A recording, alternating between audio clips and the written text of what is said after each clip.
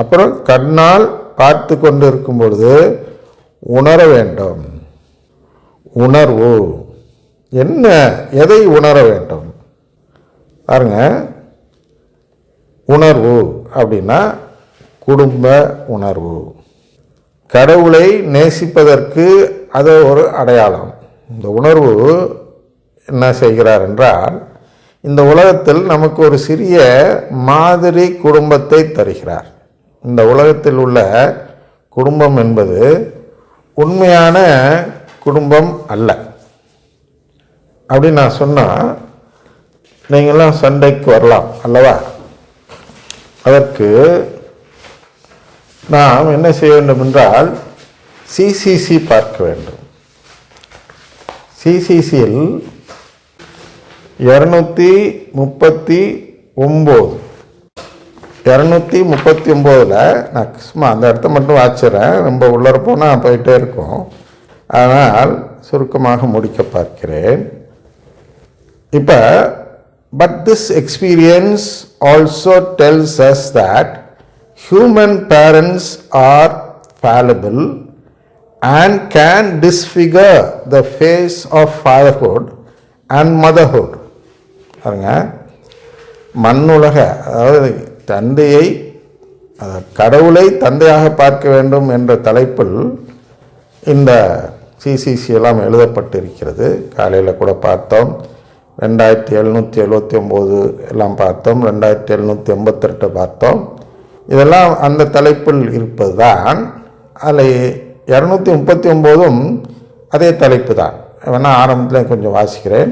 By calling God father, the language of faith indicates two main things: that God is the first origin of everything and the transcendent authority, and that He is at the same time goodness and loving care for all His children. God's parental tenderness can also be expressed by the image of motherhood, which emphasizes God's immanence, the intimacy between creator and creature. பாருங்க, ஒரு விதமாக நாம் இப்போ தந்தை என்று அழைக்கிறோம். எல்லா மதத்திலையும் கடவுளை தந்தை என்று அழைக்கிறார்கள்.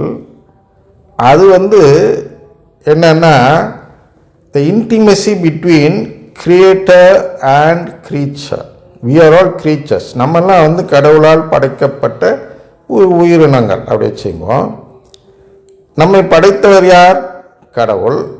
அதனால் அனைவருக்கும், யாரெல்லாம் படைக்கப்பட்டவர்களாக இருக்கிறார்களோ அவர்களெல்லாம் கடவுளை தந்தை என்று பார்க்க வேண்டும். அது ஒரு விதமான பார்வை. அது அந்த தந்தை என்பது நாம் மீட்பின் மூலம் பெறும் அந்த தந்தை உறவு அல்ல. இது எல்லாரும் இந்த உலகத்தில் எல்லாரும் பெறுறது.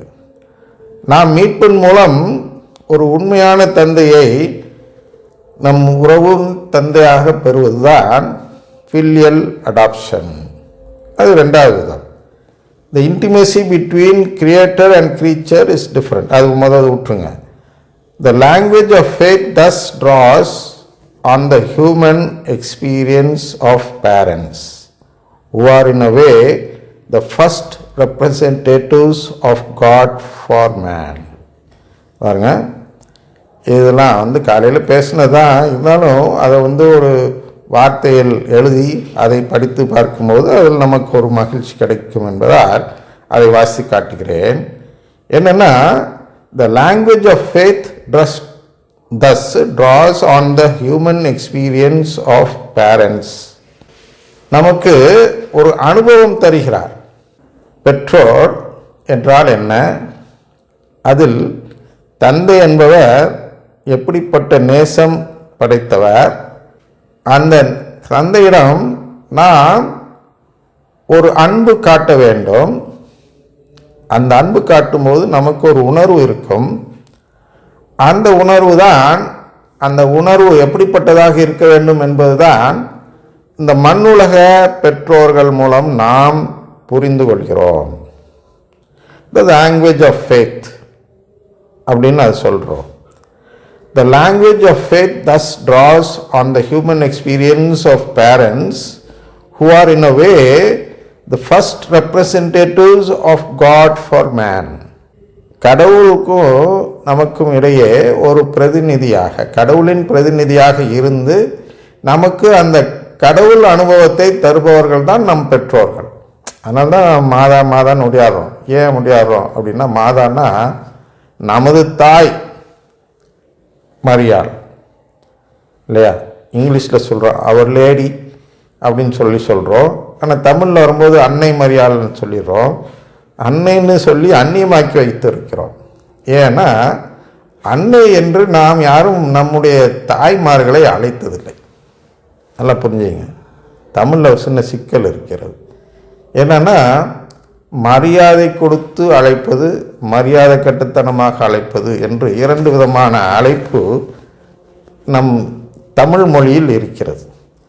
அதனால் சும்மா அம்மா அப்படின்னா ஒரு மரியாதை குறைந்து விடுமோ என்று எண்ணி என்ன செய்து விட்டார்கள் என்றால், சாதாரணமாக அம்மா மரியாள் அப்படின்னு சொல்வதற்கு பதிலாக, தாய் மரியாள் அப்படின்னு சொல்வதற்கு பதிலாக அன்னை மரியாள் அப்படின்னு சொல்லி பழக்கி விட்டு விட்டார்கள்.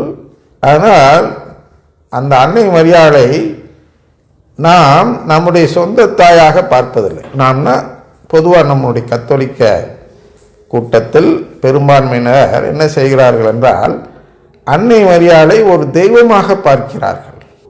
அதனால தான் மேரியாலஜியில் என்ன சொல்லுவார்கள், மெயினாக அதுக்குன்னு ஒரு சபை இருக்கிறது, சர்வைட் சபை. உங்களுக்கெல்லாம் தெரிந்திருக்கலாம், அதை சேர்ந்த ஒரு சிலர் இருக்கலாம். இவர்களுடைய வேலை என்னன்னா, அன்னை மரியாளை யாரும் கடவுளாக பார்த்து விடக்கூடாது, அன்னை மரியாளை வழிபட்டு விடக்கூடாது.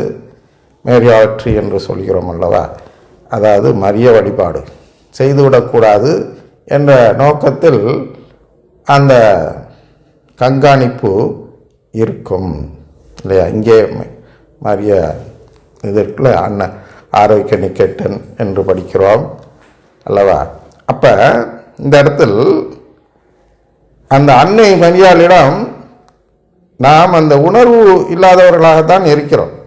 தமிழர்கள் மரியாதை கொடுக்கிறோம், தெய்வமாக பார்க்கிறோம். ஆனால் சொந்த தாயாக பார்த்து அந்த உணர்வை பெறவில்லை.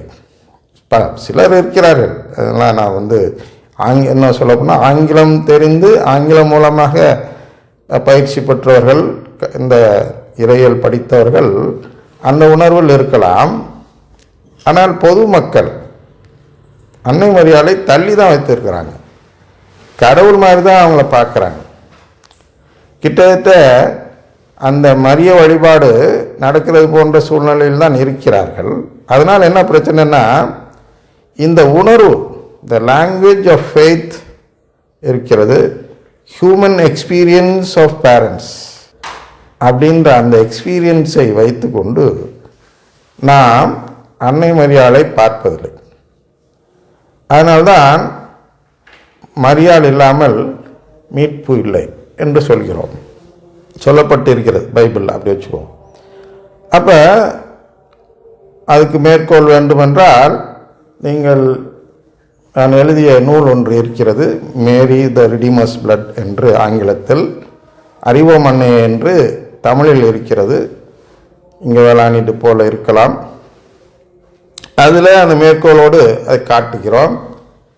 என்ன காட்டுகிறோம் என்றால், அன்னை மரியாள் இல்லாமல் மீட்பு இல்லை. காலையில் வகுப்பை நன்றாக கவனித்து கேட்டிருந்தீர்கள் என்றால், இப்பொழுது ஒரே வரியில் சொல்லிவிடலாம்.